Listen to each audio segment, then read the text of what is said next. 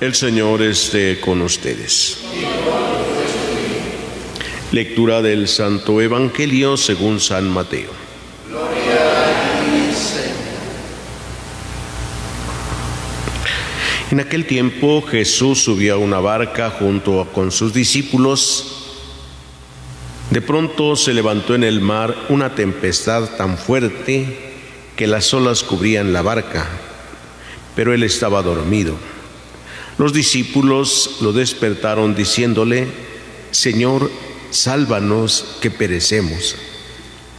Él les respondió: ¿por qué tienen miedo, hombres de poca fe? Entonces se levantó, dio una orden terminante a los vientos y al mar, y sobrevino una gran calma. Y aquellos hombres maravillados decían: ¿quién es este, a quien hasta los vientos y el mar obedecen? Palabra del Señor. Pueden sentarse un momentito.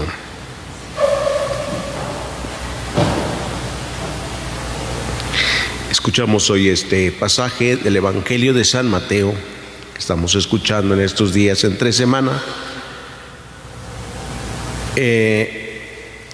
Aquel episodio de los discípulos que atraviesan el mar junto con Jesús. Ese pasaje lo acabamos de leer el domingo. Este domingo que pasó tuvo 8 días, ¿sí? Y en domingo leemos el Evangelio de San Marcos. En 3 semanas estamos leyendo el Evangelio de San Mateo ahora. La misma escena, el mismo acontecimiento, escrito por San Mateo y por San Marcos, distintos. El mismo acontecimiento que tiene su singularidad.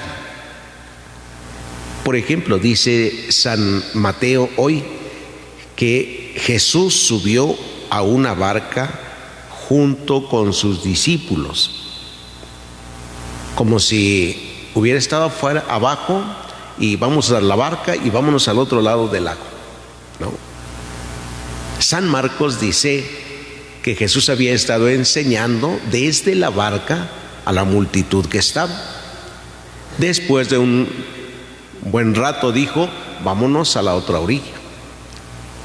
San Mateo lo pone como subiendo hacia ahorita y vámonos. San Marcos se lo pone ahí en la barca que estaba enseñando. Después dice: con ello fueron sus discípulos, ¿sí? Se levantó en el mar una tempestad tan fuerte que las olas cubrían la barca. San Mateo dice que las olas cubrían la barca. San Marcos dice: el agua iba entrando a la barca que casi la hundía. Casi se hundía la barca con el agua. Y después sigue: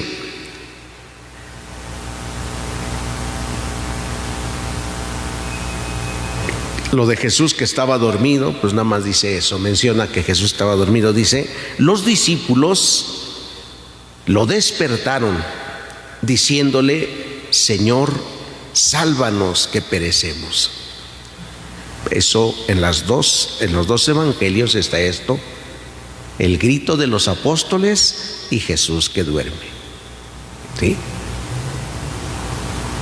Jesús los reprendió: ¿por qué tienen miedo, hombres de poca fe? Esto lo dicen los 2 evangelios, Marcos y Mateo. Entonces se levantó, dio una orden determinante y el viento y el mar se calmaron. ¿Cuál fue la orden determinante? ¿Cómo dice San Marcos? Fíjense, aquí San Mateo no lo pone y San Marcos sí. Reprendió al mar diciendo: cállate y enmudece. San Mateo no dice esto.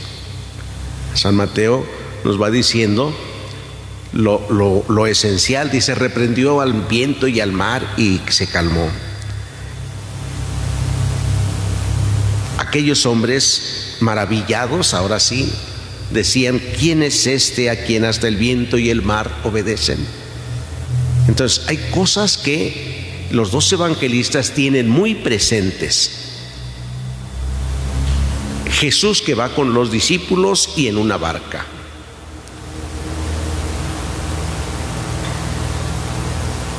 El momento en que más aprenden los discípulos ahora, pues es a orar en el mar. Es el momento de la necesidad, cuando más se ora. Cierto que ir en el mar, siempre las olas provocan miedo. Algunos de ustedes seguro que han ido al mar a veces y se han subido en el barquito ese pequeño o en una barca pequeña, ¿sí? A lo mejor algunos ya en yate y esas cosas, ¿verdad? Que a lo mejor ahí ya no se siente, ahí no sé. Pero sí, en las barquitas, sí, de esas que se meten al mar, sí. Siente uno que se voltean, ¿verdad? Se mueven. Hay quienes han ido y se marean luego en esas barquitas, ¿verdad? Los discípulos de Jesús saben del mar, son pescadores, saben de las tempestades, saben de los miedos también que da el que se venga una tempestad en el mar. Jesús va a manifestar todo su poder también al calmar la tempestad y el viento con solo su palabra. Los discípulos aprenden, entonces les decía, aprenden a orar. Esta expresión no es solamente una exigencia, sino una oración, decir: Señor, Señor, sálvanos. Jesús es Señor. No tiene siervos, tiene discípulos. Jesús es Señor, no tiene propiedades. Es como dice el Evangelio: el Hijo del Hombre no tiene dónde reclinar la cabeza, y es Señor. Entonces los discípulos le dicen: Señor, sálvanos que perecemos. ¿Por qué le dicen sálvanos que perecemos? Si son hombres que no tienen fe. Y eso porque Jesús se los está diciendo. ¿Por qué tienen miedo? ¿Por qué no tienen fe? Entonces no son personas que estén muy seguras haciendo esta oración. Ello nos enseña a nosotros, queridos hermanos, que el aprendizaje de la oración es de todos los días. Que no basta con que alguien diga: uy, esta persona sí reza muy bonito, tiene unas oraciones preciosas, que hace tantas oraciones, se echa el rosario y se echa 20 ejaculatorias después de cada misterio, ¿verdad? Dice: no, este sí sabe mucho de... Jesús nos ha enseñado ya la oración. El Padre Nuestro, la oración más poderosa para cualquier situación.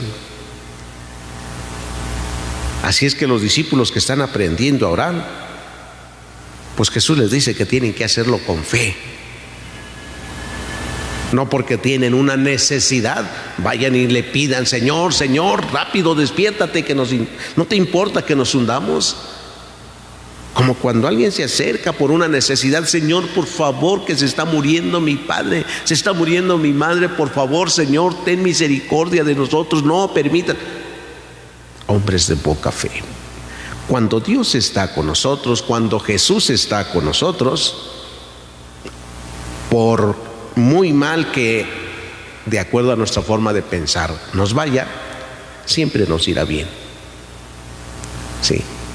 Por mucho que pensemos: es una desgracia esto que nos ha pasado, si tenemos a Jesús con nosotros, si Él va con nosotros, todo va a salir bien. Nuestra oración puede ser muy tranquila, no una oración desesperada, Y Jesús les enseña eso. Por eso les dice: ¿por qué tenían miedo? ¿Por qué se dirigen a mí y me dicen: Señor, sálvanos? ¿Para qué me dicen si tienen miedo y no tienen fe? Es una forma de reprenderlos de Jesús. Queridos hermanos, ante el actuar de Dios, la manifestación de Dios, la cercanía de Dios que se ha manifestado en Jesús, no nos queda más que tomar la misma actitud de maravillarnos por lo que Dios va haciendo día a día, en cada una de nuestra vida, de manera personal, en nuestra comunidad, en nuestro país, en nuestro mundo. Dios está por encima de todo, hasta de la naturaleza. ¿Sí? Y este dicho de que Dios perdona todo, pero la naturaleza no. Y aún por eso, por encima de la naturaleza está Dios. Por lo tanto, aunque la naturaleza destruya muchas cosas, no quiere decir que Dios no esté presente.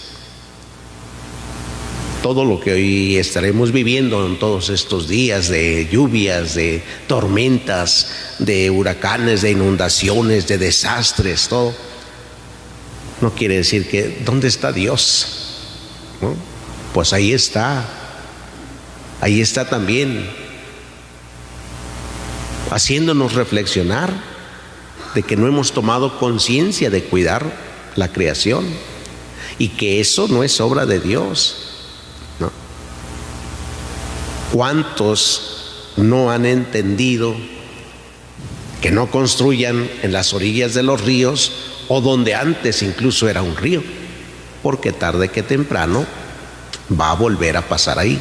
Son cauces naturales. Pero ahí tenemos tanto. Cerca de las presas donde puede haber derrumbes, pues ahí van, ¿no? ¿Y quién es el culpable? Dios, por echar tanta agua ahí. Dice: pues es que le pedimos a Dios agua, pero que la distribuya bien. O sea, que como que Dios no sabe, ¿verdad? Y que la eche también con medida, que no eche tantos chorros de agua, que le cierre un poquito a la llave, en fin. ¿Cómo queremos? Como que Dios le está fallando las cosas, ¿verdad? Pues ¿en qué Dios creemos? ¿Sí? ¿En qué Dios? Porque si pensamos que lo que sucede es porque Dios lo quiere, pero no nos gusta que sea así, entonces, ¿en qué Dios creemos? Sí, los discípulos iban contentos con Jesús y habían visto muchos milagros y mucha gente lo seguía, pero ellos no querían que les pasara nada, ¿no? Que todo fuera bien.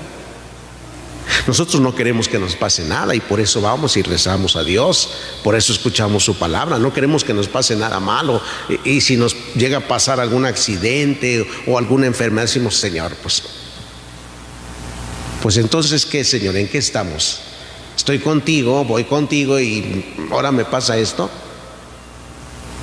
El que tiene fe vive ese momento, aunque le duela, sí.